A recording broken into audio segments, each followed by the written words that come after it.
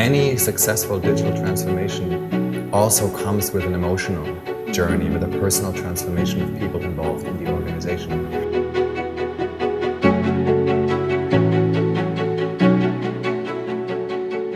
We have here Tim with me, who is the co-founder of the House of Beautiful Business. Welcome, Tim. Thank you, Emma. Yeah. Nice Let's start with some basics. So could you please describe us what is the House of Beautiful Business and how can a business be beautiful? Two questions. So let's start with the easier one, which is what is the House of Beautiful Business? The House of Beautiful Business is a global community that has really now become a movement, and it started in 2017 with the idea to make business more beautiful against the backdrop of automation and datafication as the only truth. So we were trying to create a brave space to explore different ways of designing business. And it started as an event, as a conference, first in Barcelona, then in 2017 in the fall we moved it to Lisbon. We have now held our fourth gathering, if I counted correctly. Actually our third in Lisbon, I think. And it has now really become a membership-based community with ongoing programming. We publish a lot of content, podcasts, white papers. We have local chambers of beautiful business in more than 30 cities around the world with local events from South America to Australia to Asia to Africa to Europe and the US. We still have an annual gathering in Lisbon as the anchor. And we have a growing member base with individual members, but also with companies such as SAP and others as corporate members. And my second question then, how do you describe a beautiful business? What's it to you? A beautiful business is a business that is more inclusive, that is more socially responsible, that is more ecological, but it's also a business that is more playful, more whimsical, that draws from the arts and the humanities, that understands that because we spend the majority of our waking hours at work, 85% of knowledge workers usually do, that we need to expand the territory, that we've been stuck in a very narrow definition of business, mostly driven by productivity, by efficiency, and other paradigms of, I would say, industrial style management.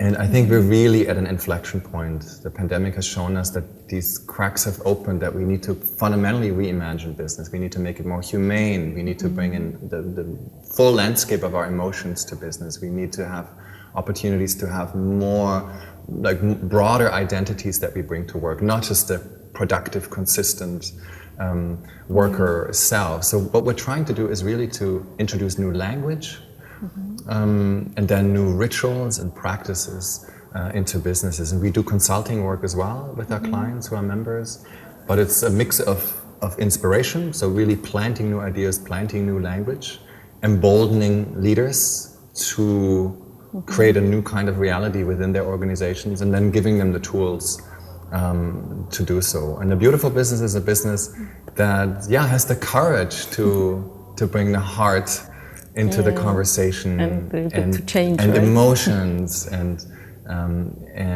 not to be stuck in these confines of traditional management thinking. And we're trying to inspire them and encourage them and equip them with the tools they need to do so.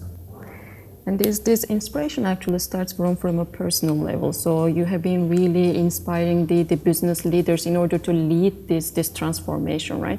And how do you see the role of these big corporate organizations in this big transformation? So how they can really leverage these insights in order to lead their own digital transformations?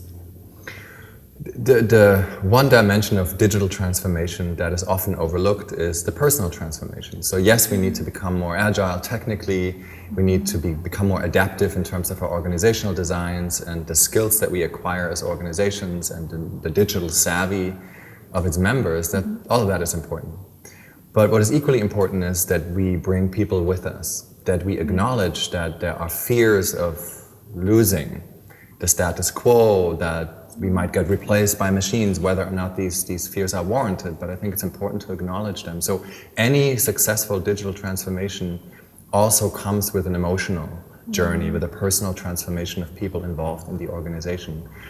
And this is sort of where we come in as we promote emotional intelligence and teach people that they need a sentimental education. They need to better understand who they are, why they feel, what they're feeling, and what their role is within this greater context of digital transformation. And personally, I believe, or the house believes, that there is no transformation if it's not personal. And that's how we operate. Like when people come to the house and they walk through the doors and they come to our annual gathering, most people who have been to the house will tell you it's been a very transformative, emotional journey. They're touched, they're moved. People sometimes cry because of the intimacy that is unexpected to them, that they do not experience in a usual business context. And I think that's the key to unlocking a much broader potential. And ultimately, there is this nice quote saying that, you know, B2B buyers are people who have the budget to afford what they want. So ultimately, we're all humans, and the decision makers are humans. And an organization with 100,000 or 500,000 or 50,000 employees is made up of small units of relationships. And understanding these relationships and sort of the bottom of the iceberg, right, that is not visible on the surface, that is key, I believe, to creating cultures that are really future-proof and that are ready for a much more complex and volatile and fast-moving and ambiguous future that we live in. Yeah, very, very exciting. And if you were to describe the Lisbon gathering with one word, what would it be? Intense. Intense, definitely, yes. But I might also just say this because we just came out of one. Last night was the last night of the gathering just now. And I would say it's full of ideas and provocations and inspirations. It's very experience driven. So we do silent dinners. We had a dance workshop where a ballet dancer deconstructed a choreography to inspire leaders to think differently about their leadership. We go on walks together. We have a lot of music and other art. So we really bring in disciplines that are usually excluded from business mainstream. And I think people are overwhelmed often, but in a good way. They leave and they're not sure what to make of it all, and they need some time to digest. And then select the pieces that are most relevant for them and bring them back to their organization. And this year we actually have a 4-week learning program that follows the 4-day gathering in Lisbon, where we online basically provide opportunities to deepen the conversation, to acquire some of the tools and basically provide more practical knowledge that then our participants can use to really bring this back to work rather than just being inspired. Well, thank you very much, Tim. Well, thank you for your time, and already looking forward to the next gathering. Thank you.